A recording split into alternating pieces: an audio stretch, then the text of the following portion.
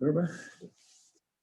Welcome, Coach. The floor is yours. Okay, beautiful. So just first of all, welcome everybody. And certainly it's great to be back in Kinnick itself. That's the first time we've been there this spring.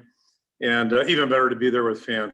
First time since a year ago in November. So just great to have, live people in the stands and that provide a little bit of electricity for everybody. And, I think certainly we're all hopeful it's a sign that we're moving in the right direction right now as a country. It seems like things are getting a little bit better. Not that I've been out a lot, but that's certainly a good indicator. And also a nice touch, really neat to have the wrestling team out there to be honored. It was so disappointing a year ago when they're on the verge of winning a national championship and not to be able to finish it a year ago at this, in March. So for them to do what they did this year and achieve such a high level, just absolutely fantastic. And compliments to all of our teams. They're all doing so well, and some have done so well. Season's over, but team's doing a great job right now. And even the women's soccer, great win at Penn State the other day. So just really happy for all the athletes and the coaches that are having such success, and great to share the field today and have a chance to honor the wrestlers. So happy about that. And then, going back to just, being in a routine, it's been really good to have a uninterrupted winter program. That was big for us. And then to start spring practice 3 weeks ago and now finish up week 3. That puts us at, 2/3 of the way done. Still a lot of work to do, but just to be in a rhythm where we're working, day to day, Monday through Saturday, basically, and having some semblance of routine that's been badly needed. And, it's all good. And then as it, transitions into football, certainly that's what spring practice is all about. Been really pleased with the attitude of our players. I think they've worked hard, showed up each and every day with a good focus, whether it's meetings or practice. I think they've had a good attitude there. But clearly we have a lot of work to do, and that's true in any spring. But I think the fact that last year we didn't have spring practice and didn't have a normal camp makes it even that much more significant. Certainly for our first year players, this is their first spring, so it's all new to them anyway. And they're still trying to figure out, a lot of things about what we're doing, whether it be offense, defense, or special teams. But you look back, last year's first year class, our second year players now, they didn't have a spring practice last year. Again, they've never gone through a normal preseason. And so they've missed out on a lot of fundamental work. And I think that's shown on the field, has showed. And will continue to show, I'm sure, the rest of the spring ball. But with that, we're seeing improvement, and most of it's guys flashing here and there, that type of thing. But we are seeing improvement. Guys are making incremental gains, and with 2 weeks left now, the challenge is to try to develop a little consistency with that performance. And that's what we got to do. And I think I explained before, we're not overly worried about putting the whole thing together. It's not what the whole thing looks like.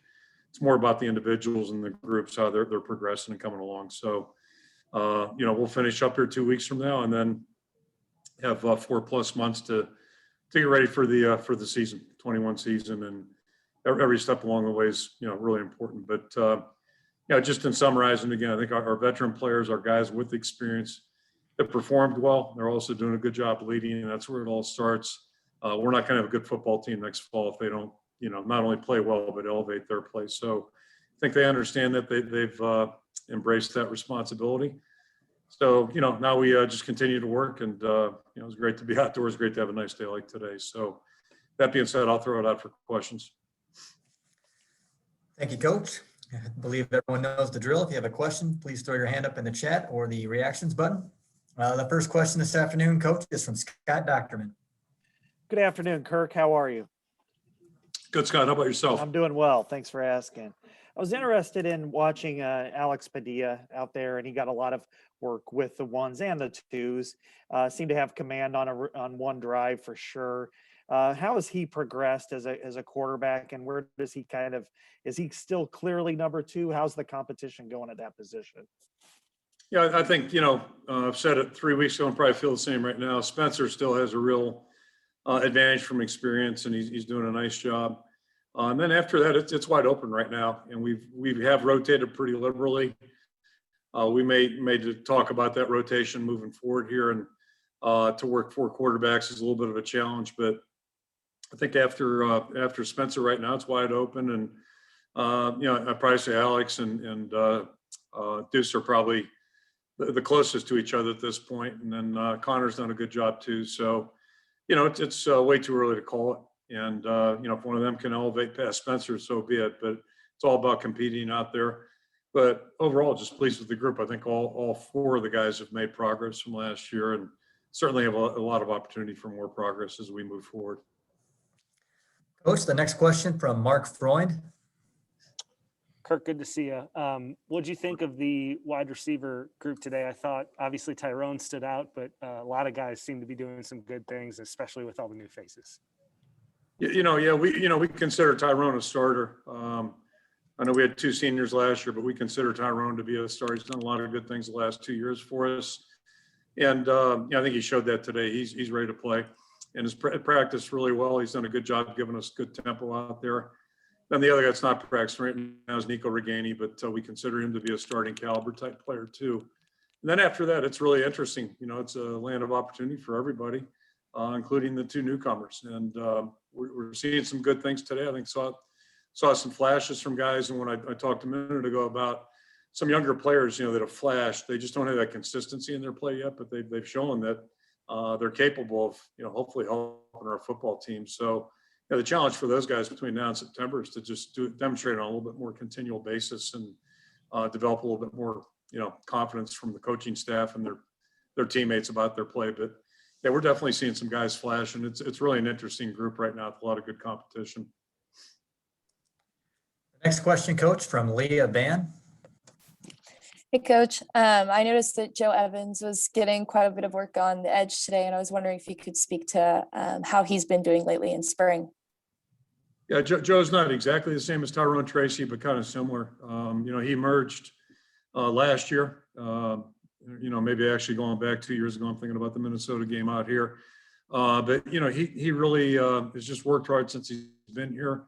I think we have all of us, I think I speak for everybody, we have total confidence in Joe. The way he plays, the way he does things, and not that he's not improving right now, but so yeah, we look at him, we look at Zach, those two guys have had some experience, and then happy about that. And then John Wagner's done a really good job at the end position also. And yeah, we are rotating those three guys with the first group right now. And John, you talk about guys that haven't played but are doing things pretty consistently. John and Noah Shannon both in that defensive line group are just a tier below Zach, and Joe's probably somewhere in between. But they've been practicing pretty consistently. They've been in the program, and they're demonstrating right now they have a good feel for what it takes to play and play successfully.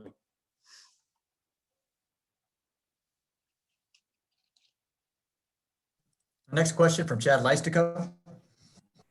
Hi, Kirk. A guy I had to look up in my program was Louis Steck. I did not, not familiar with him. Can you tell me about him? And then, the other guys that didn't perform, Black, Jones, and Lee. Jones played a little, I think, but are those guys okay? Just minor stuff? Yeah. So the guys that weren't out there, you can just assume, they're dealing with injuries, and it's part of football, part of spring football, certainly. So nothing to be majorly overly concerned about, but just the guys have been in and out. So fortunately, I think we only had one guy injured today. But yeah, Louis getting work and has gotten work all spring. Louis is an extremely tough guy, and he's taking good advantage of the opportunities he's gotten, and is working hard. He's not the tallest guy in the world, but he's got good leverage. Very tough to move out of there, and he plays with a lot of effort and determination. He's a mentally tough guy. The next question from Matthew Bain. Hey, Coach, I know you touched on it a bit with the newcomers, but if you could talk specifically about just Keegan Johnson and kind of the versatility that he brings. I saw him practicing even a bit at gunner in special teams. Just what type of stuff does he bring to this offense in an immediate role? Well, he's a talented guy. We thought he was when we recruited him, and that's obviously the way we recruit people. But you're never sure about a prospect till you get him on campus. And in his case, he chose to come in January. First thing I would say, he does have more than enough requisite ability. I don't think that's an issue at all. But the first thing that really jumped out at I think probably all of us is just his attitude. He's a really serious. It's hard to make him smile sometimes. He's really serious and really focused in kind of an unusual way for a younger guy. And, so he's given himself a chance to get some work, and he's taken advantage of that. Certainly got a lot to learn, like all young players, but no, he's done a good job. And then, we grade guys, special teams the same way. You saw, we did one of those coverage drills today. We do a lot of that kind of stuff in the spring and camp. And it gives everybody on the roster basically a chance to show themselves. And if they can do a good job in those drills, then, LeVar is really apt to put them in, in the schemes of whatever phase it might be. So we're always on the lookout, and that's, younger players have it's a first avenue to the field a lot of times. But pretty much whatever situation he's been in, he's handled it in a real focused, mature way. And he's given himself a chance to, enter into the mix. And he's part of the competition at the receiver position, as is Arlen Bruce. Coach, the next question from David Eichelt. Yeah, Kirk, I think in the first press conference before spring started, you guys had talked about just how few players have actually gone through spring football, just because of how unusual the circumstances are. Was there any difficulty as far as adjusting back to spring football, and just with the lack of experience, was there kind of just an awkward period of trying to get everybody readjusted to spring football? Yeah, so I actually had a show of hands our first practice. Afterwards, I just, asked for a show of hands, how many times or how many of you guys have never been through spring ball. The exact number was 65, because I pulled out the roster and looked at it at that point. Got me curious. It was well over half, and it was 65 first and second year players that we have. And then we've got guys that joined us in January, another, 6 to 8, 9 guys. So basically, you're looking at over 70 guys that never have gone through spring practice. There's nothing magical about it. It's practice. It's football practice, a little bit more emphasis on fundamentals and individual work than teamwork. And there's no scout teams in spring ball, and we do the same thing in camp. So it's just us playing against us. But the idea is to have good competition, create good competition, and create an opportunity for guys to learn how to play with a good fundamental base, regardless of the position. So, yeah, there was no big adjustment other than our base was not good. Is not good. We're not, you saw that especially in the second groups we're in there. Some things that just weren't very fundamentally sound that are going to get you beat pretty much every time in the fall. So it's kind of a race against time, really, for guys to learn how to play. And it happens for all players at different times, different levels of their careers. But that's what the race that you run as a player. And this is 15 opportunities plus, 15 good meeting opportunities for guys to really improve and grow as a player. And that's really all we're asking each and every one of them to try to do. Coach, the next question from Scott Docterman. Yeah, Kirk, I realize that all these players are on a different track, but we haven't really seen much or anything out of these guys. And one is Logan Lee, another one is Elijah Yelverton, and a third, David Davidkoff. Kind of what's their situations this spring, injury status, and if will they be available in the fall? Yeah, so as I mentioned a minute ago, you can pretty much assume, with the exception of one player who unfortunately was in the media attention this past week. Otherwise, if a guy wasn't practicing to do that, it just means that he, wasn't able to go medically. And as far as I know, I don't think there's anybody that's missing right now or not able to practice that we don't anticipate to be healthy when we start up in September, or I should say August. So, that's a situation like every year. But the sad part about it is it's just opportunity that's missed for all three of the guys you mentioned. And some of the guys have been in and then out, and then, some just have been out. But it's a missed opportunity, just like last year was a missed opportunity for our whole football team. But you can't worry about that. It's part of the game, always has been, always will be. And what you have to try to do is focus on the guys that are out there working, try to coach them the best you can. And then the guys that aren't able to work, they can, if they're smart, they'll take advantage of the, they may not be working, but they can watch the guys at their position being coached, watch them do things right and wrong, and learn from it as well. So, we try to encourage everybody to stay active mentally and do their best, use their other senses. You can't be out there playing and then use your ears and eyes to the best of your ability. What is Josiah Miamen's status right now? Is he suspended, or is he still with the program at all? We gave him some time off. No, he's still with the program, so we just gave him some time off to think about things. And so he's been out of the building this past week, and right now I anticipate him returning back with us on Monday. Coach, the next question is from Corey Roldan.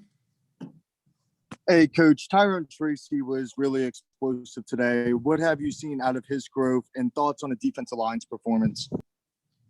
Yeah, so, Tyrone, as I mentioned a minute ago, we've considered him to be a starter. And I think he's taking advantage of the repetitions that he's getting. He's getting more work now. There's a little bit more room. And, you saw out there, he's got the potential to be a dynamic player. We've seen that over the last 2 years. The thing I'm most pleased about is his attitude. And the other thing I would say is his versatility. And he's been that way as a player since he's gotten here, but he's a really versatile guy. We can move him around. And, he can play all three spots basically, which is really helps us as a team. And the defensive line, we're young, but it's interesting, Van Valkenburg's not young. He's almost as old as I am. But, then you got the other guys, that tier of guys like Joe Evans, John Wagner, Noah Shannon, they've been here. All three of those guys have been in the program and they've been on the field a little bit. So I think they're what we're seeing right now, and it's kind of like a couple of the last couple of springs. You graduate guys and you wonder, okay, who's going to step up and fill these roles? Think back a couple of years ago about Cedric Lattimore and Brady Reeve. It became very apparent that spring that, hey, these guys are ready to play good football, and they did. They played really well as seniors. So I think we're seeing some of that right now with that second group of guys. And then after that, we're really young right now, and every snap out there is so valuable. So, you get past that second tier, it's a bunch of young guys, 6, 7 guys that are in that first, second year group, and they need every rep right now, but they're competing well and they're doing a lot of good things. So it's going to be, that race against time would be interesting to see where they're at in August. Next question from Chad Leistico. Hey, Kirk, just overall, would you say the quarterback play today was pretty representative of what you've seen so far through 8 or 9 practices this spring?